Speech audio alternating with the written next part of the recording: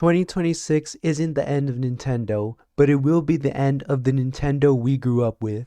Mario, Zelda, Donkey Kong, Kirby, they're all still here, but it doesn't feel the same anymore, and deep down everyone knows it. For years, Nintendo wasn't just selling games, it was selling moments, playing with family, friends, and even rivals. Everyone packed into the same room, arguing, laughing, getting mad, but always together. Nintendo used to bring people together in the same space. Now it feels like that spirit is gone. Somewhere along the way, Nintendo stopped feeling playful and started feeling calculated.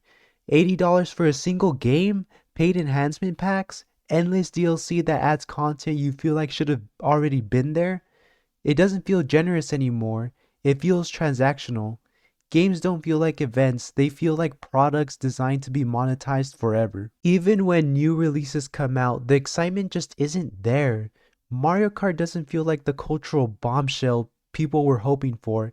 It felt safe, basic, like something we've already played before. I let my cousin try the Switch 2 and the first thing he asked me was, "What's the difference from the old one?" And that question says everything.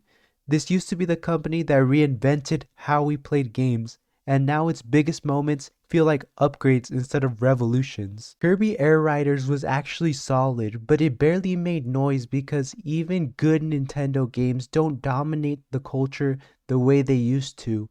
Metroid Prime 4 was supposed to be a 10-year payoff, and instead it's just hollow. It's a bigger world but emptier, filled with annoying quippy characters and ideas that don't justify the wait. Even the Switch 2 itself feels like a cautious step forward instead of a bold leap.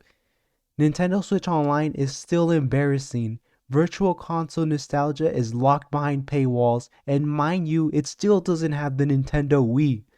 And speaking of, the re-release of Mario Galaxy 1 and 2 was just straight up disrespectful. I remember booting up Mario Odyssey or Breath of the Wild and feeling pure excitement. Now when I buy a new Nintendo game, the first thing I think of isn't excitement, it's what am I gonna eat this week after spending $80? And Nintendo knows this. They know people will still buy. That's why nothing changes. Sure, the Switch 2 launched strong, millions sold fast, but momentum doesn't last when people start feeling straight up scammed. Sales slow, excitement fades, and suddenly Nintendo fatigue starts kicking in. Not because people hate Nintendo, but because they're tired of feeling taken advantage of by a company that used to feel like it cared. I want Nintendo to do better, I really do. But right now it feels like the company that once chased magic is chasing profit instead.